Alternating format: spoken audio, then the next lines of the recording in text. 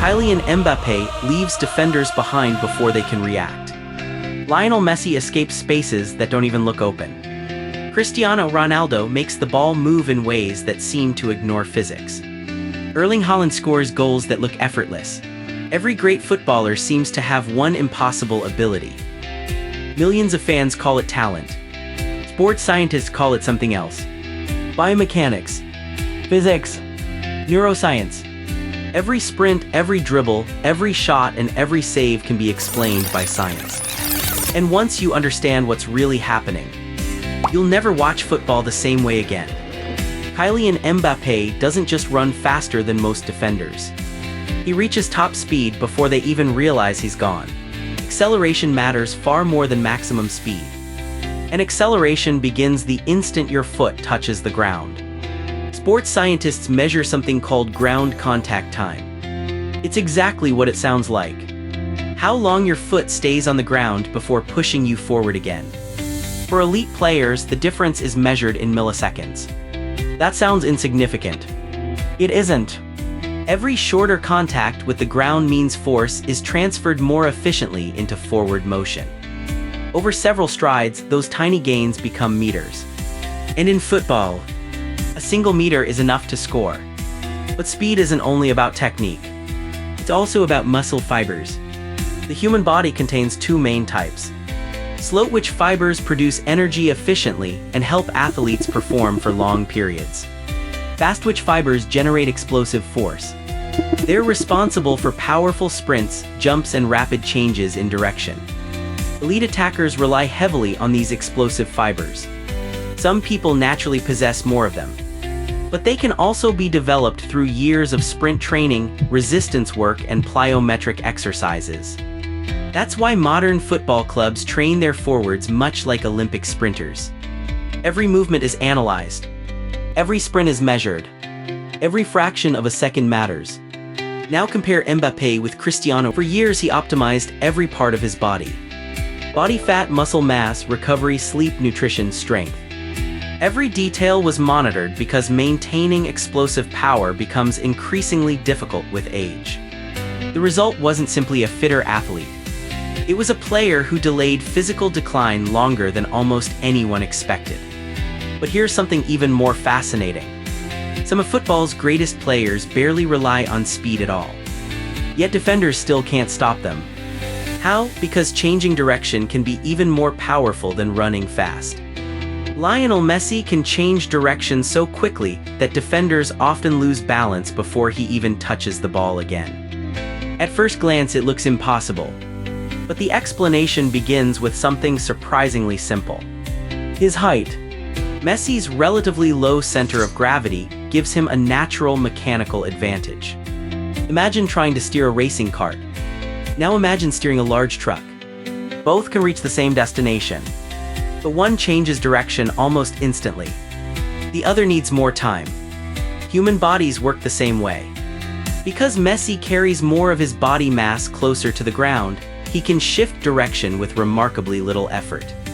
A taller defender has to move more mass over a greater distance before changing course. By the time that movement is complete, Messi is already gone. But balance is only half the story. Elite dribblers possess extraordinary proprioception. This is the body's ability to sense exactly where every joint and muscle is positioned without looking. It allows players to remain stable even while leaning, twisting, or absorbing contact. That's why Messi often appears impossible to knock over. His body constantly makes tiny corrections long before he becomes unstable. Neymar attacks defenders differently. Instead of relying mainly on balance, he manipulates perception. A slight shoulder drop, a small hip movement, a subtle glance. These tiny actions are called body feints. And they work because defenders rarely watch the ball. They watch the player. The brain constantly predicts where an opponent is about to move. A convincing fake forces that prediction to become wrong. Once the defender shifts their weight, recovering becomes almost impossible. Lamine Yamal is already demonstrating the same principles at the highest level despite his young age. That tells us something important. Elite dribbling isn't magic. It's not one secret technique. It's thousands of repetitions training the brain and body to work together automatically. The decision happens before conscious thought even catches up. So when people say a player has incredible flair, what they're often watching is biomechanics, neuroscience, and years of deliberate practice working together in perfect harmony. But beating a defender isn't the final objective. Football rewards only one thing: putting the ball in the net. And that's where science becomes even more fascinating. Erling Haaland doesn't score spectacular goals because he gets lucky. He scores because his body delivers maximum power with remarkable consistency. Every powerful shot begins before the foot even touches the ball. The plant foot. Place it too close, you lose power. Too far, you lose accuracy.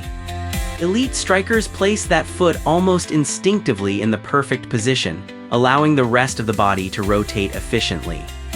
Then comes the kinetic chain. Power doesn't start in the foot. It starts from the ground. The legs generate force. The hips rotate. The core transfers energy. The upper body stabilizes the movement. Finally, the foot delivers that energy into the ball. Every segment adds speed. By the time the boot makes contact, the ball can leave at well over 100 kilometers per hour. Haaland is exceptionally good at one thing. He wastes almost no energy. His movements are compact. His swing is direct. His body stays balanced until the very last moment. That efficiency allows him to generate enormous power even when surrounded by defenders. But power alone doesn't beat goalkeepers. Sometimes, movement matters more. Look at David Beckham. His free kicks curved around defensive walls with incredible precision. Roberto Carlos once bent a ball so dramatically that scientists later studied the strike itself. And Cristiano Ronaldo made an entirely different type of shot famous: the knuckleball. Unlike a curling free kick, a knuckleball spins very little. Normally, spin stabilizes a football during flight. Remove that spin, and the airflow becomes chaotic. Tiny pockets of turbulent air form around the ball. Those pressure changes constantly shift while the ball travels. Instead of following one smooth path, the ball suddenly swerves, drops, or changes direction unexpectedly. To a goalkeeper, it feels almost alive. That's why even experienced keepers sometimes look completely fooled. Not because they reacted too slowly, but because physics changed the ball's path after it had already been struck. Curling shots rely on the Magnus effect. As the spinning ball moves through the air, one side experiences lower air pressure while the opposite side experiences higher pressure. The pressure difference bends the ball through the air. Exactly the same aerodynamic principle helps aircraft generate lift. Football simply uses that science differently. Different strike, different spin, different flight, same physics. Modern players spend thousands of hours repeating these techniques until every movement becomes automatic. Because in football, the difference between hitting the crossbar and scoring the winning goal is often just a few millimeters of contact. But striking the ball perfectly isn't enough. You first need to know exactly where to send it. And that's where the brain becomes football's most powerful weapon. The best passes in football are often made before the ball even arrives. That sounds impossible, until you understand how elite players actually see the game. Watch Pedri for a few seconds before he receives a pass. He constantly scans. Left, right, forward, behind. These quick head movements look insignificant. They're not. Every scan updates a mental map inside the brain. By the time the ball reaches his feet, he already knows where his teammates are, where the defenders are, which passing lane is opening, and where the space will exist 2 seconds later. He's not reacting. He's already decided. Jamal Musiala does something remarkably similar. He often receives the ball while an opponent is closing in from behind. Yet he turns away effortlessly. It almost looks like he has eyes in the back of his head. He doesn't. He simply gathered that information before the pass was played. Sports scientists call this anticipatory vision. Instead of reacting after an event happens, elite players predict what will happen next. Their brains recognize familiar patterns almost instantly. Research has shown that world-class athletes don't necessarily have faster brains than everyone else. They have better pattern recognition. After thousands of hours on the pitch, certain situations become familiar. The brain no longer needs to analyze every movement individually. It recognizes the entire picture at once. Imagine reading a sentence. You don't identify each letter separately. You recognize whole words instantly. Elite footballers do exactly the same thing. Except the words are moving players. The sentences are attacking patterns. And every decision has to happen within fractions of a second. Peripheral vision also plays a major role. Even without looking directly at teammates, elite midfielders constantly monitor movement at the edges of their vision. That wider awareness allows impossible-looking passes to appear almost routine. To spectators, it looks like genius. To neuroscience, it's years of building faster neural pathways through repetition. The more a movement is repeated, the less conscious effort the brain requires. Eventually, decision-making becomes almost automatic. And that raises an interesting question. If anticipation can become more powerful than reaction, why do some of football's best goalkeepers reach their peak later than almost every outfield player? The answer lies in experience.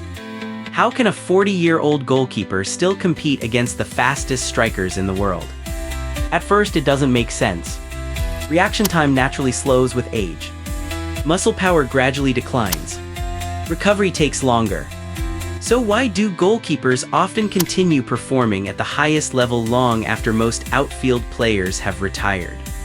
Because great goalkeeping isn't built on reflexes alone. It's built on experience. When a striker shoots from close range, the ball can travel faster than 100 kilometers per hour. From that distance, a goalkeeper often has less than half a second to react. That's barely enough time for the brain to recognize the shot, let alone move both hands. So elite goalkeepers don't wait. They predict. Long before the striker makes contact with the ball, the goalkeeper is already collecting information. The angle of the run, the position of the plant foot, the rotation of the hips, the direction of the shoulders, even where the striker is looking. Each tiny movement reveals clues about where the ball is most likely to go. This is called prediction, and it becomes stronger with experience. That's why veteran goalkeepers often appear calmer than younger ones. They aren't reacting faster, they're reacting earlier. Positioning plays an even bigger role. Move just half a meter closer to the correct position, and suddenly the goal looks much smaller to the striker. Many spectacular saves actually begin several seconds before the shot is taken. And in many situations, experience wins. But no matter how talented a player becomes, none of these abilities survive an entire season without one final piece of science. Recovery. The 90 minutes you watch every weekend are only a small part of modern football. The real work often begins after the final whistle. Today's elite footballers recover with almost the same precision that Formula One teams prepare their cars. Every sprint, every acceleration, every sudden stop, every heartbeat, it's all measured. During training, players wear GPS trackers between their shoulder blades. These tiny devices record distance covered, sprint speed, acceleration, deceleration, and even the physical load placed on the body. Coaches know exactly how much stress every player has experienced. Recovery begins the moment training ends. Ice baths help reduce inflammation after intense matches. Compression garments improve blood circulation. Massage techniques reduce muscle stiffness. Nutrition starts almost immediately. The body has a limited window where it absorbs nutrients most efficiently. Protein repairs damaged muscle fibers. Carbohydrates restore depleted energy stores. Hydration replaces fluids lost through sweat. Even slight dehydration can reduce decision-making and physical performance. Then comes the most underrated performance enhancer of all: sleep. While players sleep, growth hormone helps repair muscles. The brain strengthens new movement patterns learned during training. Reaction time improves. Decision-making sharpens. Some professional clubs even employ sleep specialists because missing just one good night's sleep can noticeably reduce performance. Modern football has become a science laboratory. Data analysts monitor workload. Sports scientists analyze movement. Physiotherapists prevent injuries before players even feel pain. Nutritionists customize meals. Recovery specialists manage fatigue. Behind every incredible goal, there are hundreds of invisible decisions made long before match day. Because today's football isn't just played on the pitch, it's engineered away from it. The greatest footballers don't break the laws of science. They understand them better than everyone else, even if they never think about them consciously. So what makes modern football extraordinary? It's not just talent. It's biomechanics producing explosive acceleration. It's physics bending a football through the air. It's neuroscience allowing players to predict the game before it unfolds. It's sports science helping athletes perform at the highest level year after year. What looks effortless on television is actually the result of thousands of hours of training, millions of repeated movements, and decades of scientific research transforming the way football is played. The next time you watch Mbappé explode past a defender, Messi glide through impossible spaces, Ronaldo strike a free kick, or a veteran goalkeeper make an unbelievable save, remember, you're not just watching football, you're watching science in motion.